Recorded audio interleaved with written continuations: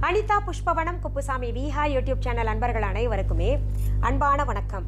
நம்முடைய YouTube சேனல்ல தொடர்ந்து பல பதிவுகளை பார்த்துக்கிட்டு வரோம். இன்றைக்கு இந்த பதிவுல செவ்வாய் தோஷம் நீங்க ஆடி செவ்வாய் என்று அம்மனை நாம் எப்படி வழிபட வேண்டும் என்கின்ற தகவலை பார்க்க போறோம். அதற்கு முன்பாக இன்றைக்கு பிறந்த நாள் மற்றும் திருமண நாள் காண இருக்கின்ற அனைவருக்குமே என்னுடைய வாழ்த்துகள். உங்களுடைய வாழ்க்கையில நீங்க அனைத்து நலங்களும் வளங்களும் கிடைக்கப்பெற்று நீடூழி வாழணும்னு நான் இறைவன் கிட்ட அம்மன் கிட்டையே பிரார்த்திக்கிறேன். இந்த காணொளியை காண்கின்ற அனைவருக்குமே இந்த நாள் இனிய நாளாக அமையட்டும். ஆடி மாதம் அம்மன் மாதம். அம்மன் கிட்ட நம்ம என்ன வேண்டுதல் வைத்து வேண்டினாலும் இந்த ஆடி மாதத்துல வேண்டிக்கணும், கட்டாயம் நிறைவேறும். நிறைய பேர் இன்றைக்கு திருமணமாகாமல் கஷ்டப்பட்டுக்கிட்டு இருக்காங்க. ஜாதக கோளாறு அப்படிம்பாங்க. ஜோதிடர்கள் கிட்ட கொண்டு போனா செவ்வாய் தோஷம் அப்படிம்பாங்க. செவ்வாய் தோஷத்தால் பாதிக்கப்பட்டவர்கள், திருமணம் தள்ளிக்கிட்டே போகுது அப்படின்னு நினைக்கக்கூடியவர்கள் அத்தனை பேருமே இந்த வழிபாட்டை மேற்கொள்ளுங்க. கட்டாயம் அடுத்த ஆடிக்குள்ளர கல்யாணம் நடக்கும். எப்படி இவ்வளோ உறுதியாக சொல்கிறீங்க? நாங்கள் என்னென்னவோ பரிகாரம் பண்ணிட்டோம், பூஜை பண்ணிட்டோம், வயது அது பாட்டுக்கு ஏறிட்டே போகுது, 36 வயசாயிருச்சு, 38 வயசாயிருச்சு, 40 வயசாயிருச்சு அப்படின்னு சொல்கிறீங்கன்னா, அப்படின்னு கவலைப்படுறீங்கன்னா, அப்படின்னு ஏக்க பெருமூச்சு விடுறீங்கன்னா கவலையே படாதீங்க. நான் சொல்கிற இந்த பூஜையை மட்டும் செய்யுங்க. ஆணாக இருந்தாலும் பரவாயில்ல, பெண்ணாக இருந்தாலும் பரவாயில்ல. இந்த பூஜையை இந்த ஆடி மாதத்தில் செவ்வாய்தோறும் மேற்கொள்ளலாம். அப்படி இல்லைன்னா ஒரே ஒரு செவ்வாயாவது மேற்கொள்ளுங்க. அடுத்தடுத்து செவ்வாய் பூஜைகள் சொல்கிறதும் மேற்கொண்டு வழிபட்டுக்கிட்டு வந்தீங்கன்னா உங்களுக்கு இருக்கக்கூடிய அந்த செவ்வாய் தோஷம் விலகி சீக்கிரத்தில் கல்யாணம் நடக்கும். இன்னொன்று, நம்பிக்கை தான் வாழ்க்கை. அந்த நம்பிக்கையை நம்ம அம்மன் மேலே வச்சுக்கிட்டு பூஜையை செய்யணும். ரொம்ப எளிமையான பூஜை தான். ஆடி செவ்வாய் அன்னைக்கு என்ன பண்ணணும்னா, அதிகாலையிலேயே எழுந்து தலைக்கு நீராடிடுங்க. இது பொதுவாக பார்த்தீங்கன்னா ஆணுக்கும் பெண்ணுக்கும் சொல்கிறேன். பொதுவாகவே நான் பதிவிடுகின்ற பதிவுகள் அத்தனையுமே பெண்களுக்கு தான் அப்படின்னு ஆண்கள் நினச்சிருக்கீங்க. கிடையவே கிடையாது. பியூட்டி டிப்ஸ் ஆகட்டும், ஹெல்த் டிப்ஸ் ஆகட்டும், பூஜைகளாகட்டும், அனைத்துமே இரு தரப்பினருக்கும் ஆணுக்கும் பெண்ணுக்கும் சேர்த்து தான் நான் பதிவுகள் சொல்லிக்கிட்டு இருக்கிறேன். அதனால குழப்பம் வேண்டாம். ஆடி செவ்வாய் தேடி குளிக்கணும் அப்படிம்பாங்க. குறிப்பாக பெண்களுக்கு இது சொல்லப்பட்ட பழமொழி. ஏன்னா மஞ்சள் தேய்ச்சி கட்டாயம் குளிக்கணும், அப்பதான் லக்ஷ்மி கடாட்சம் கிடைக்கும் அப்படின்னு சொல்லியிருக்காங்க. அதனால திருமணமாகாத பெண்கள் அனைவருமே ஆடி செவ்வாயில எழுந்து தலைக்கு எண்ணெய் தேய்த்து, தீபாவளிக்கு எப்படி குளிக்கிறோமோ அது போல தலைக்கு நல்லா எண்ணெய் தேய்ச்சி மஞ்சள் பூசிக்கிட்டு குளிக்கணும். திருமணமாகாத பெண்கள் இப்படி ஆடி மாதத்துல மஞ்சள் பூசி குளிக்கும் போது சீக்கிரத்துல திருமணம் நடைபெறும். திருமணமான பெண்களுக்கு மாங்கல்ய பாக்கியம், அதாவது மாங்கல்யம் ரொம்ப ஸ்ட்ராங்கா இருக்கும். அதுக்காக இப்படி செய்ய சொல்லுவாங்க. ஆண்கள் என்ன பண்ணுங்க, தலைக்கு குளிச்சுக்கோங்க. வீட்டை சுத்தப்படுத்திட்டு வாசல்ல மங்களகரமாக ஒரு கோலம் ஆண்கள் போட சொல்லுங்க, பெண்கள் போட்டுக்கோங்க. பூஜை அறையை சுத்தப்படுத்திக்கிட்டு அம்மன் படத்தை சுத்தப்படுத்தி கொண்டு ஒரு மனையில சிகப்பு நிற துணியை மட்டுமே விரிக்கணும். பச்சை நிறம் வேண்டாம், மஞ்சள் நிறம் வேண்டாம். ஏன்னா செவ்வாய்க்கு அதிபதி முருகப்பெருமான். முருகப்பெருமான் பக்கத்துல அம்பாள் இருந்தா முருகப்பெருமான் இன்னும் மகிழ்ச்சி அடைவார். அதனால இருவருக்கும் உரிய நிறம் அன்றைக்கு சிகப்பு நிறம் தான். அதனால சிகப்பு நிற துணியை மனையில விரிச்சு, நம்ம வழக்கம் போல பிள்ளையாரை பிடிச்சி வைக்கிறது, இல்லாட்டி பிள்ளையார் படம் வச்சுக்கிறது, அதெல்லாம் திரும்ப திரும்ப சொல்லணும்னு அவசியம் இல்லை. குலதெய்வத்திற்காக ஒரு சொம்பு வைங்க, தண்ணி வைங்க. அப்படி இல்லைன்னா குலதெய்வ படம் கட்டாயம் இடம்பெறணும். குலதெய்வ வழிபாடு இந்த ஆடி மாதம் முழுக்க மேற்கொண்டாலே நல்ல சிறப்பு கிடைக்கும், நல்ல பலன்கள் கிடைக்கும். அதனால குலதெய்வத்தையும் வழிபாட்டில் சேர்த்து கொள்ள வேண்டும். நான் ஒவ்வொரு பதிவிலையும் சொல்லணுன்றது அவசியம் கிடையாது. சரி, இப்படி வச்ச பின்னாடி அம்பாளுக்கும் முருகனுக்கும் உரிய மலர்கள் செவ்வரளி பூ, சிகப்பு செம்பருத்தி, மணமான மலர்கள், மணமான பொருள்கள் எல்லாம் கொண்டு அந்த மணமான பொருள்கள் இருந்தால் அம்மன் சிலைக்கு பூசிக்கோங்க. முடிஞ்சா ஒரு அபிஷேகம் சிலை இருந்தால் அபிஷேகம் செஞ்சுக்கோங்க. முருகன் சிலையோ அல்லது அம்பாளுடைய சிலையோ இருந்தால் சின்னதாக வெறும் தண்ணியில் கூட சுத்தமாக அதில் கங்காஜலம் போட்டுக்கோங்க. போட்டு அபிஷேகம் செய்து கொள்ளலாம். அதற்கு பிறகு நல்ல மணமான திரவியங்கள் கொண்டு புனுகு, ஜவ்வாது இதெல்லாம் வச்சு நல்ல மனமாக, பொதுவாகவே நல்ல மனம் எதுக்காக நான் திரும்ப திரும்ப சொல்கிறேன்னா, இறை சக்தி ஈர்க்கப்பட வேண்டும் நம்ம வீட்டுக்குள்ளற. அதனால தான் இதை செய்யணும். இதை பார்த்திங்கன்னா நிலைவாசல்ல இருந்தே நம்ம தொடங்கணும். நிலைவாசலில் நல்ல வாசனையாக வச்சுக்கிட்டீங்கன்னு வச்சுக்கோங்களேன், இந்த மாயில தோரணம் கட்டிட்டு வேப்பிலை சொருகி ஒரு நிலைவாசல் விளக்கு ஏற்றிவிட்டு வாசலிலேயே மணமான பொருள்களான புனுகு, ஜவ்வாது, அரகஜா இதெல்லாம் பூசி விட்டுருங்க.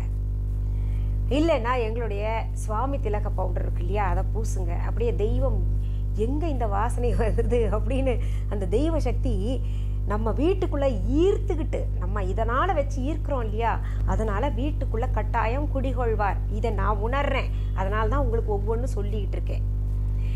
நீங்கள் வாசலில் பூசலைன்னா கூட பூஜை அறையில் பூசிக்கோங்க. பூஜை படங்களுக்கு, பூஜை சிலைகளுக்கெல்லாம் பூசிக்கிட்டு அதற்கு பிறகு உங்களுடைய வழிபாட்டை மேற்கொள்ளணும். இந்த வழிபாட்டை நீங்கள் மாலை நேரத்தில் செஞ்சுக்கோங்க. இந்த ஆடி மாதம் முழுவதுமே எந்த வழிபாடாக இருந்தாலும் அது மாலை நேரத்தில் செய்வது ரொம்ப ரொம்ப சிறப்பு. ஆனால் காலை நேரத்தில் கட்டாயம் விளக்கு ஏற்ற வேண்டும். காலை நேரத்தில் என்ன செய்யணுன்றதை நம்ம முதல்ல பார்த்துடலாம். இந்த வழிபாட்டை விரதம் மேற்கொண்டு நம்ம செய்தோம்னா அதற்கு சிறப்பு பலன்கள் இருக்குது. பொதுவாகவே நம்மை துன்புறுத்தி பசியோடு இருந்து நம்ம வழிபாடு மேற்கொள்கிறோம்னா நம்ம கடவுளுக்கு ஏதோ ஒரு தியாகம் செய்யணும்னு நினைக்கிறோம். அந்த காலத்து மாதிரி தலையை வெட்ட முடியாது. அதனால் என்ன பண்ணணும்னா நம்ம 3 வேளையும் சாப்பிட்றோம் இல்லையா, போதாததுக்கு 4-5 வேளை கூட சாப்பிட்றோம். இடைப்பட்ட நேரத்தில் சிலதெல்லாம் சாப்பிட்றோம் இல்லையா, அதையெல்லாம் துறந்து விட்டு முழு விரதமும் இருக்க முடிஞ்சா தண்ணி குடிச்சுக்கிட்டு போனா போகுதுன்னு பாலும் குடிச்சுக்கிட்டு விரதத்தை மேற்கொள்ளலாம். கடுமையான விரதம் அப்படின்னு சொல்லுவாங்க. இதை தாண்டி இன்னொரு கடுமையான விரதம் இருக்குது. எச்சில் கூட உள்ள விழுங்காமல் இருப்பது கடுமையான விரதம். அப்படியெல்லாம் இருக்கிறது ரொம்ப கஷ்டம். அந்த காலத்தில் பூஜையில் மட்டுமே உட்காந்து இந்த மாதிரி விரதம் மேற்கொள்வாங்க. இப்போல்லாம் அப்படி கிடையாது. நிறைய பறக்க ஆஃபீஸ்க்கு போகிறோம். இன்னும் பல வேலைகள் பார்க்கின்ற காரணத்தினால நம்ம என்ன பண்ணலாம், கடுமையான விரதம்னு சொல்கிறாங்கள்ல, ரொம்ப கடுமையான விரதம் இல்லை, கடுமையான விரதமாக சொல்லக்கூடிய தண்ணீர் அருந்தி நீராகாரம் மட்டுமே அருந்தி கொண்டு இருக்கலாம். ஜூஸ் அந்த மாதிரி எடுத்துக்கிட்டு. அப்படி இல்லைன்னா சுவாமிக்கு படைக்கின்ற நைவேத்தியமாக வைக்கக்கூடிய பிரசாதங்கள், பொங்கல் வைக்கலாம், இல்லை கேசரி வைக்கிறது, இல்லை ஏதாவது சித்திரான்னங்கள் செய்யலாம். உண்டு சேர்க்காமல் சுத்த சைவ உணவாக நம்ம சுவாமிக்கு படைக்கணும். அம்பாளுக்கு, முருகனுக்கெல்லாம் படைக்கணும். அது எப்படி வழிபடணும்னு சொல்கிறேன். அதை படைச்சிக்கிட்டு அதை நம்ம ஒரு வேளை சாப்பிடலாம். இல்லை பழங்கள் படைக்கிறீங்கன்னா, ட்ரை ஃப்ரூட்ஸ் படைக்கிறீங்கன்னா அதை கூட ஒரு வேளை சாப்பிட்டுக்கலாம். அது விரதத்தை மேற்கொள்வதாக அர்த்தம். இப்படி விரதத்தை மேற்கொண்டு நம்ம காலையில் என்ன பண்ணும், 2 குத்து விளக்கு எடுத்துக்கோங்க. இருந்ததுன்னா எடுத்துக்கோங்க, இல்லைன்னா கவலைப்படாதீங்க. காமாட்சி அம்மன் விளக்கு வழக்கமாக எதை ஏற்றுவீர்களோ அதை ஏற்றிக்கோங்க. குத்து விளக்கு என்ன சைஸுன்ற கேள்விகள் எல்லாம் எனக்கு வரும். அதனால் சின்ன குத்து விளக்காக இருந்தாலும் பரவாயில்ல, பெருசாக இருந்தாலும் பரவாயில்ல. அப்படி இல்லைன்னா 2 விளக்கு ஏதாவது வச்சு ஏற்றணும். ஆத்ம விளக்கு இருக்குது, இல்லை அகல் விளக்கு இருக்குது அப்படின்னு நினைக்கிறவங்க இரு பக்கமும் விளக்கு வைத்து அதை ஏற்றி கொள்ளுங்க. குத்து விளக்கு இருக்குன்னா பொதுவாகவே குத்து விளக்க நாளும் கிழமையும்னா 5 முகமும் ஏற்ற வேண்டும். அப்படி இல்லைன்னா தினமும் ஒரு முகத்தை ஏற்றினால் போதும் அப்படின்னு சொல்லுவாங்க இல்லையா. அதனால் என்ன பண்ணுங்க, நீங்கள் 2 விளக்குலையும் 5 முகத்தை ஏற்றி விடுங்க. அந்த குத்து விளக்க நல்லா பூ வச்சு அலங்காரம் பண்ணிக்கிட்டு அதை அம்மனாக மனதில் நம்ம கருதி கொண்டு அதுக்கு குங்குமம், மஞ்சள் எல்லாம் வச்சு விடணும். 2 பக்கமுமே விளக்கு காலையிலேயே ஏற்றிருங்க. நம்ம வழக்கமாக ஏற்றக்கூடிய காமாட்சி அம்மன் விளக்கும் ஏற்றி விடணும். அதற்கு பிறகு நம்ம நைவேத்தியத்தை காலையிலேயே செய்து காலையிலேயே படைத்து விட வேண்டும். சாயந்தரம் தான் சிறப்பு வழிபாடு மேற்கொள்ளணும். எப்படின்னா, ஒரு மனையில் நீங்கள் முருகனையும் வச்சிடுறீங்க, முருகப்பெருமானோட சேர்ந்த அம்மன் படம் இருந்தாலும் வச்சுக்கலாம். இல்லை முருகப்பெருமான், சிவபெருமான், அம்மன் பார்த்திங்கன்னா சிவபெருமானும் அம்மனும் இருப்பாங்க. அவங்க மடியில் முருகப்பெருமான் இருப்பார், விநாயகரும் பக்கத்தில் இருப்பார். அப்படி இருக்கக்கூடிய படத்தையும் வைத்து கொள்ளலாம்.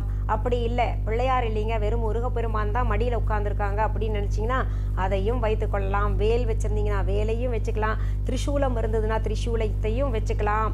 மஞ்சள் குங்குமம் வச்சு அதற்கும் அரளிப்பூ சாத்தி அதற்கு பிறகு என்ன பண்ணணும்னா ஒரு வெற்றிலையை வைத்து கொள்ளுங்க. அந்த படத்திற்கு முன்பாக ஒரு வெற்றிலையை வைத்து கொள்ள வேண்டும். தனியாக வெத்தலை பாக்கு வைக்கணும், அது தனி. அதற்கு பிறகு பார்த்தீங்கன்னா ஒரு வெற்றிலையை வைத்து கொள்ள வேண்டும். குங்குமத்தை வச்சுக்கோங்க. அதற்கு பிறகு திருமண தடை விலக செவ்வாய்க்குரிய மந்திரத்தை சொல்லிட்டு குங்குமத்தை எடுத்து எடுத்து ஆளுக்கும் முருகனுக்கும் சேர்த்து நீங்கள் அந்த குங்குமத்தை காமிச்சு நான் சொல்லக்கூடிய மந்திரத்தை சொல்லிக்கிட்டு வாங்க. 108 முறை சொல்ல வேண்டும். இப்படி நீங்கள் செய்துக்கிட்டு வந்தீங்கன்னா எல்லா செவ்வாயும் செய்யலாம், இல்லைன்னா ஒரு செவ்வாயாவது கட்டாயம் செய்யுங்க. உங்களுக்கு திருமணம் நடைபெற வேண்டும், அதிலும் நல்ல துணை கிடைக்க வேண்டும் அப்படின்னு வேண்டிக்கோங்க. பொதுவாகவே சில தோஷங்கள் இருந்தது, திருமணம் செய்தாலும் அந்த வாழ்க்கை சுபிக்ஷமாக இருக்காது அப்படின்னு சொல்லுவாங்க இல்லையா? அந்த பயமும் அறவே நீங்கணும்னா நீங்கள் என்ன பண்ணணும்? திருமணம் சீக்கிரத்தில் நடைபெறணும், செவ்வாய் தோஷம் விலக வேண்டும், நல்ல துணை கிடைக்க வேண்டும் அப்படின்னு இந்த குங்கும அர்ச்சனை செய்யணும். இந்த அர்ச்சனை செய்த பின்னாடி அந்த குங்குமத்தை எடுத்து தினமுமே இட்டுக்கிட்டு வாங்க. இது பார்த்தீங்கன்னா திருமணத்திற்கு பின்னாடி செவ்வாய் தோஷத்தினால கணவன் மனைவிக்குள்ள பிரச்சனை இருந்ததுன்னா, இல்லை வேறு ஏதாவது ஒரு பிரச்சனை வேறு ரூபத்தில் இருக்குன்னு வைங்களேன், நீங்கள் ஜாதக ஜோஷியர்கிட்ட போய் கேட்டிருப்பீங்க. அவங்க வந்து செவ்வாய் தோஷத்தினால தாங்க இந்த பிரச்சனை அப்படின்னு சொன்னாங்கன்னா, இல்லை மாங்கல்ய பாக்கியம் கம்மியாக இருக்குது, செவ்வாய் நீச்சமாக இருக்குது அப்படின்னு இருக்கக்கூடிய அந்த செவ்வாய் சம்பந்தப்பட்ட அனைத்து பிரச்சனைகளுக்கும் சேர்த்து தான் இந்த வழிபாட்டை நான் சொல்கிறேன். அதனால் நீங்கள் உங்களுக்குரிய பிரச்சனைகளை மனதிலே வைத்துக்கொண்டு இந்த பிரச்சனைகள் எல்லாம் தீர வேண்டும் அப்படின்னு இப்போ நான் சொல்லக்கூடிய மந்திரத்தை சொல்லிக்கொண்டே 108 தடவை மாலை வேளையில் அர்ச்சனை செய்துக்கோங்க. சரி, இப்போ இதில் இடைப்பட்ட கேள்வி என்ன வரும்னா, நாங்கள் நைவேத்தியம் காலையில் படைச்சிடுறோம், அது மத்தியானம் பிரசாதமாக உட்கொள்கிறோம், அதற்கு பிறகு மாலை நேரத்தில் என்ன நைவேத்தியம் வைக்கணும் அப்படின்னு கேட்டிங்கன்னா பழங்கள் வச்சுக்கோங்க. இன்னொரு கேள்வி இதில் வரலாம், நாங்கள் விரதத்தை மேற்கொள்ள முடியலீங்க, பசிக்கும், எங்களுக்கு அடிக்கடி சாப்பிட்டு பழக்கம், இல்லை அல்சர் இருக்குங்க அப்படின்னு நினைக்கிறவங்க என்ன பண்ணுங்க, விரதத்தை மேற்கொள்ளாமலேயே இந்த வழிபாட்டை மேற்கொள்ளலாம், அதற்கும் பலன்கள் கட்டாயம் கிடைக்கும். இதில் இன்னொரு முக்கியமான விஷயம் சொல்லிக்கிறேன், கர்ப்பஸ்திரீகள் கட்டாயம் விரதத்தை மேற்கொள்ளக்கூடாது. அதனால் என்ன பண்ணுங்க, நீங்கள் இந்த குங்கும அர்ச்சனை செய்து கொள்ளலாம். இப்போ இந்த குங்குமம் எடுத்து நம்ம அர்ச்சனை செய்து வெற்றிலையில் போடணும். ஒரு வெற்றிலை வைக்க சொன்னேன்ல, அந்த வெற்றிலையில் போடணும். இது சிறப்பு. வெற்றிலை என்பது மகாலட்சுமி தாய்க்குரிய, அம்பாளுக்குரிய சின்னமாக கருதப்படுது. அதனால அந்த வெற்றிலையுடன் இந்த குங்குமம் இணையும் பொழுது அதற்கு கூடுதல் சக்தி கிடைக்குது. அதனால நீங்க என்ன பண்ணுங்க, இந்த வெற்றிலையில அர்ச்சனை செய்த குங்குமத்தை போட்டு அப்படியே மடிச்சு வச்சுக்கோங்க. அதிலிருந்து எடுத்து எடுத்து வையுங்க குங்குமத்தை. திருமணமான பெண்கள் கட்டாயம் இந்த இடத்துல வைக்கணும். இந்த சீமந்த பிரதேசத்துல குங்குமத்தை வைக்க வேண்டும், நெற்றியிலும் இட வேண்டும். கன்னி பெண்கள் நெற்றியில இட்டுக்கோங்க, ஆண்கள் நெற்றியில குங்குமத்தை வச்சுக்கிட்டு வாங்க, விபூதி கூட. என்ன பண்ணுங்க, நீங்கள் வீட்டில் இருக்கிறவங்க பெண்கள் ஆண்கள் அனைவருமே இந்த குங்குமத்தை தரித்து கொள்ளலாம். வீட்டில் இருக்கிறவங்க மட்டும்தான் பயன்படுத்தணும், வெளி ஆள்களுக்கு கொடுக்கக்கூடாது. இப்போ இந்த மந்திரத்தை சொல்லுங்க, ரொம்ப சுலபமானது. அங்காரகனுடைய காயத்ரி மந்திரம், ஓம் அங்காரகாய வித்மஹே சக்தி ஹஸ்தாய தீமஹி தன்னோ பௌம பிரச்சோதயாத். ரொம்ப சுலபம் இல்லை? ஓம் அங்காரகாய வித்மஹே சக்தி ஹஸ்தாய தீமஹி தன்னோ பௌம பிரச்சோதயாத். இதில் பார்த்தீங்கன்னா அங்காரகன் செவ்வாயை குறிப்பிடுறது இருக்கு. செவ்வாய்க்கு அதிபதியாக திகழக்கூடிய முருகப்பெருமானுடைய வழிபாட்டும் வருது. அதே போல் பார்த்தீங்கன்னா அந்த சக்தி ஹஸ்தாய அப்படின்ற அந்த அம்பாளும் வர்றாங்க இந்த மந்திரத்தில். அதனால் நமக்கு என்ன ஆகுதுன்னா, செவ்வாயை வழிபடக்கூடியதுமாக, முருகப்பெருமானை வழிபடக்கூடியதுமான, சக்தியையும் வழிபடக்கூடியதுமான எழுத்துகள் வருகின்ற இந்த சக்தி வாய்ந்த மந்திரத்தை 108 முறை சொல்லிக்கிட்டு வாங்க. உங்களுடைய வேண்டுதல்கள் கட்டாயம் நிறைவேறும். இன்னொரு செய்தியை சொல்றேங்க, இந்த செவ்வாய்க்கிழமையை நம்ம ஒதுக்கி ஒதுக்கி வைக்கிறோம். செவ்வாய் வெறும்பாய், செவ்வாய்க்கிழமை நல்லா செய்யக்கூடாது அப்படின்றதெல்லாம் சொல்லிக்கிட்டு வரோம். கிடையவே கிடையாது. மங்களகரமான நாள் செவ்வாய்க்கிழமை என்கின்ற காரணத்தினால தான் அந்த சக்தி மற்றும் முருகப்பெருமானே தங்களுடைய சிறப்பு நாள்களாக செவ்வாயை ஏற்றுக்கொண்டார்கள். அதனால் யாரும் எந்த கிழமையும் ஒதுக்காதீங்க. எல்லா கிழமையும் நல்ல கிழமை. நம்ம மனத்தை தான் நம்ம சுத்தமாக வைத்து கொண்டு நல்லவர்களாக இருக்கணும், அவ்வளோதான். சரி, இந்த பதிவில் நான் சொன்ன இந்த செய்தி கட்டாயம் நிறைய பேருக்கு பயன்படும். அதனால் என்ன பண்ணுங்கள், உங்களுடைய ஃப்ரெண்ட்ஸ் ரிலேட்டிவ்ஸ்க்கெல்லாம் ஷேர் பண்ணுங்கள். நம்ம பிறருக்கு திருமணம் செய்து வைக்கலைன்னா கூட இந்த பதிவை பார்த்து மற்றவர்கள் பயனடைஞ்சாங்கன்னா நம்ம மற்றவர்களுக்கு திருமணம் செய்து வைத்ததற்கான அந்த பலன்கள் நமக்கு கிடைக்கும். நல்ல விஷயத்தை எப்பவுமே ஷேர் பண்ணணும், நம்ம மட்டுமே வச்சுக்கணுன்ற ஒரு எண்ணம் இருக்கக்கூடாது. சரி, இப்போ பார்த்தீங்கன்னா நம்ம விஹா ஆன்லைன் பற்றி சொல்ல போகிறேன். விஹா ஆன்லைன் என்பது எங்களுடைய ஆன்லைன் ஷாப். இது புதிதாக பார்க்கக்கூடியவர்களுக்கு வழக்கமாக சொல்லக்கூடிய செய்தி. எங்களுடைய விஹா ஆன்லைன் ஷாப்பிங் ஆப் இதுவரைக்கும் யாராவது டவுன்லோட் பண்ணலன்னா உடனே பிளே ஸ்டோர், ஆப் ஸ்டோருக்கு போயிட்டு தம்ப்நெயில்ல கொடுக்கப்பட்டிருக்கக்கூடிய விஹா ஆன்லைன் என்கின்ற ஸ்பெல்லிங் பார்த்து டெக்ஸ்ட் பண்ணுங்க, டவுன்லோட் பண்ணிக்கோங்க. அப்படியும் புரியலன்னா டிஸ்கிரிப்ஷன் பாக்ஸ் ஓப்பன் பண்ணுங்க. விஹா ஆன்லைன் ஷாப்பிங் ஆப்கான லிங்க்ஸ் தரப்பட்டு இருக்கு, அதை டவுன்லோட் பண்ணி வச்சுக்கோங்க.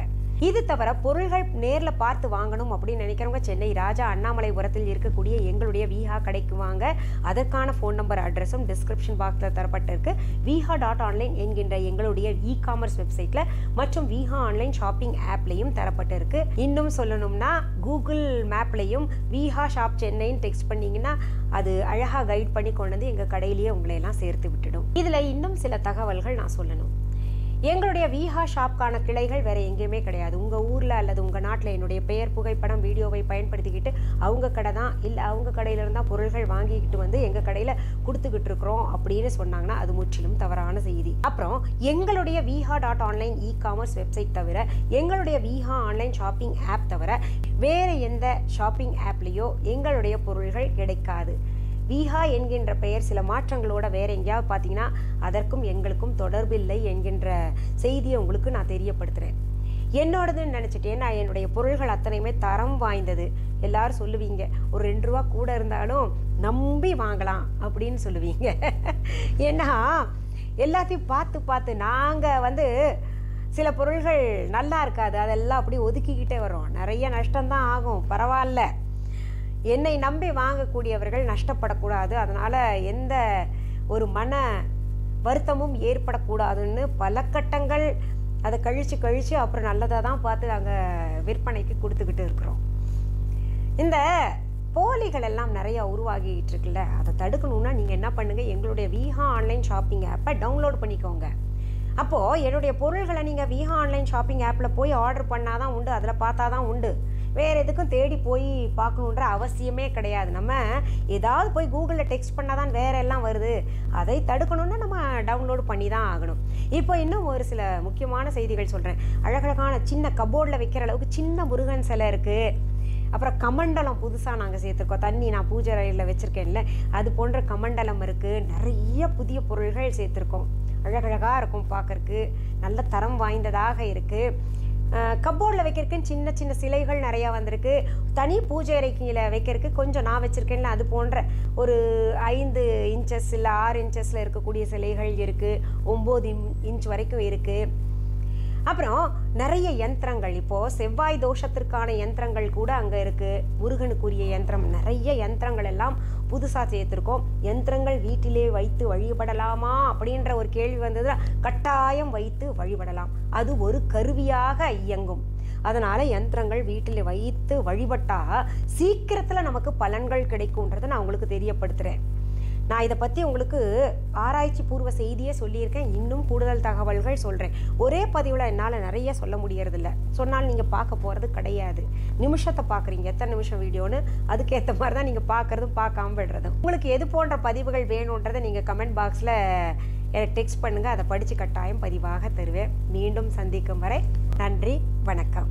அன்பான வாடிக்கையாளர்களே, உங்கள் விஹா ஸ்டோரில் பூஜை பொருட்கள், சிலைகள், ராசிக்கற்கள், வாஸ்து பொருட்கள், விதைகள், பாரம்பரிய அரிசி வகைகள், சிறுதானியங்கள், ஆர்கானிக் பொருட்கள், மூலிகை எண்ணெய், மளிகை பொருட்கள், மரச்செக்கு எண்ணெய், மரப்பொருட்கள், வெள்ளி ஆபரணங்கள், கிஃப்ட் ஆர்டிகல்ஸ், காட்டன் மற்றும் பட்டு புடவைகள், காட்டன் சுடிதார்கள், பட்டு பாவாடை, குழந்தைகளுக்கான விளையாட்டு பொருட்கள், ஹை குவாலிட்டி இமிடேஷன் நகைகள், வீட்டு உபயோக பொருட்கள், ஜூட் பேக்ஸ், ஹேண்ட்மேட் சோப்ஸ், அழகு சாதன பொருட்கள், சிறுதானிய பிஸ்கெட்டுகள், ஹோம் அப்ளையன்சஸ், இன்னும் பற்பல பொருட்கள் விற்பனைக்குள்ளது. விஹா ப்ராடக்ட்களை நீங்கள் வாங்க விரும்பினால் அது எங்களுடைய viha.online வெப்சைட் மற்றும் சென்னை ராஜா அண்ணாமலைபுரத்தில் உள்ள எங்கள் விஹா ஸ்டோரில் மட்டுமே கிடைக்கும் என்பதை தெரிவித்துக் கொள்கிறோம். வேறு எந்த ஆன்லைன் வெப்சைட்களிலும் விஹா ப்ராடக்ட்கள் விற்பனைக்கு கிடையாது என்பதை நீங்கள் கவனத்தில் கொள்ள வேண்டும். எங்கள் விஹா ஸ்டோரின் விலாசத்தை கண்டறிய கூகுள் மேப்ஸில் விஹா ஸ்டோர் என்று டைப் செய்தால் வழியை கண்டறியலாம். www.viha.online வெப்சைட்டிலும் விஹா ஸ்டோரின் அட்ரஸ் உள்ளது.